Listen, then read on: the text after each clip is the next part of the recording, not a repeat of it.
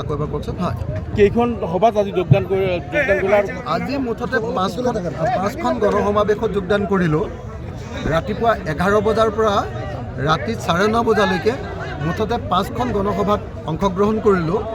একোখন সভাত 20,000-ৰ পৰা 10,000লৈকে মানুহ হৈছে আৰু প্ৰত্যেকখন সভাতে ৰাইজে সংকল্প লৈছে যে এইবাৰ আমি সাম্প্ৰদায়িক বিজেপি আৰু সাম্প্ৰদায়িক AIDF-ক আমি বিদায় দিম আৰু ভাৰতবৰ্ষৰ সংবিধান ৰক্ষা কৰিবৰ কাৰণে, ভাৰতবৰ্ষৰ গণতান্ত্ৰিক ব্যৱস্থাটো সুৰক্ষিত কৰিবৰ কাৰণে এইবাৰ ইণ্ডিয়া মৰ্চাক ভোট দিম বুলি সকলো ৰাইজে এইবাৰ শপত গ্ৰহণ কৰিছে। ধুবুৰী লোকসভা সমষ্টিত আপোনালোকে সকলোৱে দেখিছে যে ৰাইজে এইবাৰ হাতৰ চিনত ভোট দিবৰ কাৰণে, ৰকিবুল হুছেইন ডাঙৰীয়াক ভোট দিবৰ কাৰণে সিদ্ধান্ত লৈছে আৰু সেইকাৰণে বদৰুদ্দিন আজমলক ভোটদান নকৰোঁ বুলি কোৱাৰ কাৰণেই বদৰুদ্দিন আজমল একদম উন্মাদপ্ৰায় হৈ পৰিছে। সেইকাৰণে তেওঁ মঞ্চৰ ওপৰতে মানুহক আক্ৰমণ কৰিছে, মঞ্চৰ ওপৰতে তেওঁ নিজৰ দলৰ কৰ্মীকে আক্ৰমণ কৰিছে আৰু অখিল গগৈক মৰিব লাগে বুলি হাও দিছে। অখিল গগৈ মৰিব লাগে বুলি হাও দিছে। মোৰ চমু প্ৰতিক্ৰিয়াটো যে কোনো সগুনৰ হাত বুঢ়া গৰু নমৰে। হেমন্ত শৰ্মা কৈছে আমাক মিয়া ভোট নালাগে, কি ক'ব? আজি যিহেতু প্ৰচাৰ চলাইছে 4খন কৈ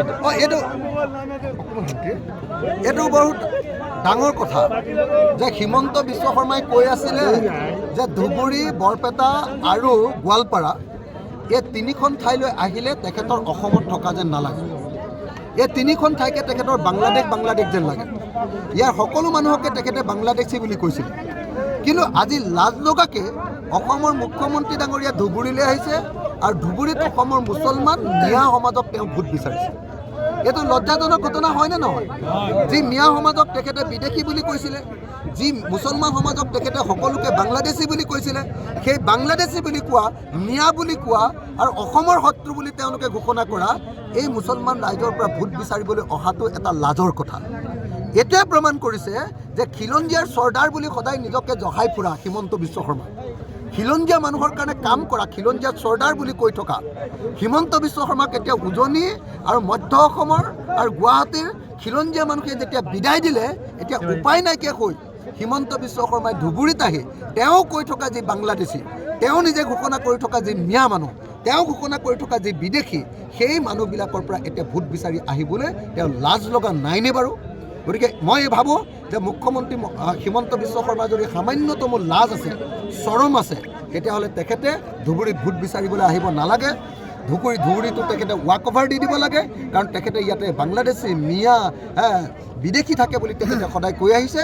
গতিকে অসমৰ মুখ্যমন্ত্ৰীক মই সেইকাৰণে আহ্বান জনাইছোঁ, যদি আপোনাৰ সঁচাকৈ সৎ সাহস আছে, যদিহে আপুনি সঁচাকৈ খিলঞ্জীয়াৰ চৰ্দাৰ বুলি নিজকে ভাবে, যদিহে আপোনাক বাংলাদেশী, বিদেশী, মিয়াৰ ভোট নালাগে বুলি আপুনি যে কৈ থাকে, সেই কথাটো যদি সঁচাকৈ কৈছে, তেতিয়াহ'লে আপুনি ধুবুৰী, বৰপেটা, গোৱালপাৰা য'ত আপুনি কৈছিলে যে ইয়াত অসমীয়া মানুহ নাথাকে, এই অঞ্চলত ভোট বিচাৰি নাহিব। আপুনি লাজ পাব লাগে ইয়াত ভোট। কালি এখন AIDF-ৰ জনসভাত সাংবাদিকক নিৰ্মমভাৱে প্ৰহাৰ কৰা হৈছে, এই ক্ষেত্ৰত কি ক'ব? গৌৰীপুৰত যে ঘটনাটো কালি দুটা ঘটনা দেখিবলৈ পাইছোঁ যে বদৰুদ্দিন আজমলে নিজৰ কৰ্মীকে আক্ৰমণ কৰিছে, মাৰ দিছে, প্ৰহাৰ কৰিছে, শাৰীৰিকভাৱে অত্যাচাৰ কৰিছে। আনহাতে গৌৰীপুৰত আকৌ সাংবাদিকৰ ওপৰত AIDF-ৰ কৰ্মীয়ে AIDF-ৰ নেতাই আক্ৰমণ কৰিছে। তাৰমানে তেওঁলোকে বুজি উঠিছে যে AIDF-ৰ যি বিশাল সাম্প্ৰদায়িক যি কমিউনেল যিটো তেওঁলোকৰ জমিদাৰী আছিলে, সেই জমিদাৰী ভাগি গ'ল। কিন্তু জমিদাৰবিলাক এতিয়াও আঁতৰি যোৱা নাই। জমিদাৰবিলাকে এতিয়াও ভাবি আছে যে তেওঁলোকৰ তলত এতিয়াও ৰাইটবিলাক আছে, কিন্তু ৰাইটবিলাক আঁতৰি গুচি গ'ল, খেতিয়কবিলাক আঁতৰি গুচি গ'ল, জমিদাৰী ভাগি গ'ল। কিন্তু এতিয়াও জমিদাৰৰ উপদ্ৰৱ, দাদাগিৰি এতিয়াও চলি আছে। কেইদিনমানৰ পাছত যেতিয়া 2024 চনৰ লোকসভাৰ নিৰ্বাচনৰ ফলাফল দিব, সেইদিনাৰ পাছৰ পৰা আৰু বদৰুদ্দিন আজমলৰ এজনো মানুহক আমি দেখিবলৈ নাপাম।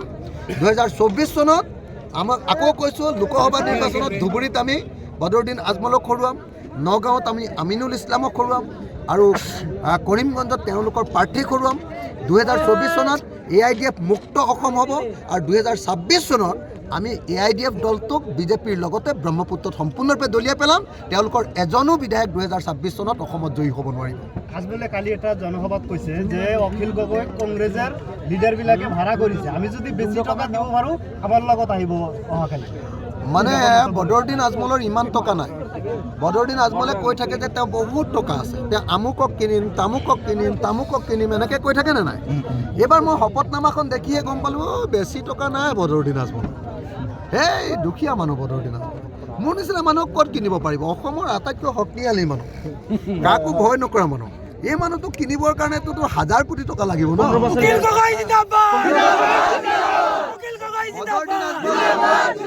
বদৰুদ্দিন আজমল ডাঙৰীয়া ইমান ধনী মানুহ নহয় যে অখিল গগৈ কিনিব পাৰিব। বদৰুদ্দিন আজমলৰ নিচিনা 1000জন বদৰুদ্দিন আজমলেও অখিল গগৈ কিনিব নোৱাৰে। গতিকে কেতিয়াও বদৰুদ্দিন আজমল পাৰ্টিৰ হৈ সেইকাৰণে মই ভোট নিবিচাৰোঁ। 2021তো বিচৰা নাছিলোঁ, 2021কো তেওঁলোকক সাম্প্ৰদায়িক বুলি কৈছোঁ, 2024তো কৈছোঁ, আৰু 2026ত সাম্প্ৰদায়িক বুলি কৈ তেওঁলোকক অসমৰ পৰা বিদায় দি দিম। জনসভাবিলাকে কিন্তু মানে এজন আনজনকে মানে বিৰোধিতা কৰি আহিছে। আপোনালোকৰ কি উন্নয়ন ক্ষেত্ৰত কি প্ৰতিক্ৰিয়া হ'ব? আমিতো অতি স্পষ্ট ভাষাৰে কৈলোঁ, অলপ আগতে নিশ্চয় শুনিলে যে যদি এইবাৰ আমি জয়ী হওঁ আৰু 2026 চনত যদি আমি অসম চৰকাৰ গঠন কৰিব পাৰোঁ, তেতিয়াহ'লে অসমৰ সকলো ভাৰতীয় মানুহকে মাটিৰ অধিকাৰ দিয়া হ'ব। ইয়াতকৈ আৰু ডাঙৰ কিবা প্ৰতিশ্ৰুতি লাগে নেকি? আপোনালোকে কওক।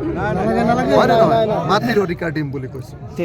গতিকে আমি প্ৰত্যেকটো ক্ষেত্ৰতে উন্নয়নৰ ইছ্যুবিলাক কৈছোঁ, আৰু তেওঁলোকে কেৱল সাম্প্ৰদায়িক ৰাজনীতি। আচ্ছা, দেখা গৈছে বিভিন্ন যে জনসভা আছে, বিজেপিৰ জনসভা আছে বা যে NDA প্ৰাৰ্থীৰ জনসভা, কিন্তু অৰুণোদয় ফৰ্ম দি আছে। কি মানে বিজেপিয়ে এখন ভুৱা অৰুণোদয় প্ৰপত্ৰ উলিয়াইছে। আচল চৰকাৰী অৰুণোদয় প্ৰপত্ৰখনত অশোক স্তম্ভ থাকে, আৰু বিজেপিৰ ভুৱা অৰুণোদয় প্ৰপত্ৰখনত থাকে পদুমৰ ফুল বা হাতী চিন। এইটো 2 নম্বৰী প্ৰপত্ৰ। দ্বিতীয়তে, চৰকাৰী অৰুণোদয় প্ৰপত্ৰখনত বেংক একাউণ্ট নাম্বাৰটো লিখিবৰ কাৰণে হিতাধিকাৰীবিলাকৰ ঠাই থাকে, কিন্তু হিমন্ত বিশ্ব শৰ্মাৰ 2 নম্বৰী যিখন অৰুণোদয় প্ৰপত্ৰ সেইখনত বেংক একাউণ্ট লিখিবলৈও জেগা নাই। সেইকাৰণে এখন 2 নম্বৰী নকলি ফ্ৰড মিছা অৰুণোদয় প্ৰপত্ৰ। গতিকে এইখন মিছা। আৰু মই অসমৰ মহিলাসকলক কৈ দিওঁ যে আমি 126জন MLA বিধানসভাত সিদ্ধান্ত লৈছোঁ যে অহা অক্টোবৰ মাহৰ পৰা সকলো মহিলাকে যাৰ ৰেচন কাৰ্ড আছে সকলোৱে অৰুণোদয় পাবই। গতিকে তাৰ কাৰণে বিজেপি কৰাৰ কোনো প্ৰয়োজন নাই, বিজেপিৰ 2 নম্বৰী ফৰ্মখন ফিল আপ কৰাৰ দৰকাৰ নাই। আচলতে উজনি অসমত যেতিয়া উজনি অসমৰ খিলঞ্জীয়া মানুহবিলাকে গৌৰৱ গগৈক জিকাবলৈ সিদ্ধান্ত ল'লে যোৰহাটত, ডিব্ৰুগড়ত লুৰিণজ্যোতি গগৈক জিকাবলৈ সিদ্ধান্ত ল'লে, তেতিয়া হিমন্ত বিশ্ব শৰ্মাই ভয় খায় হঠাতে তেওঁ এনেকুৱা ভুৱা অৰুণোদয় প্ৰপত্ৰ উলিয়াই মহিলাসকলক ব্লেকমেইলিং কৰিবৰ কাৰণে চেষ্টা কৰিছে। কিন্তু মই ভাবোঁ যে অসমৰ কোনো মহিলাই শিক্ষিত আৰু সচেতন মহিলাই এনেকুৱা ব্লেকমেইলিঙত ভয় খাই কেতিয়াও হিমন্ত বিশ্ব শৰ্মাক নিশ্চয় ভোটদান নকৰে।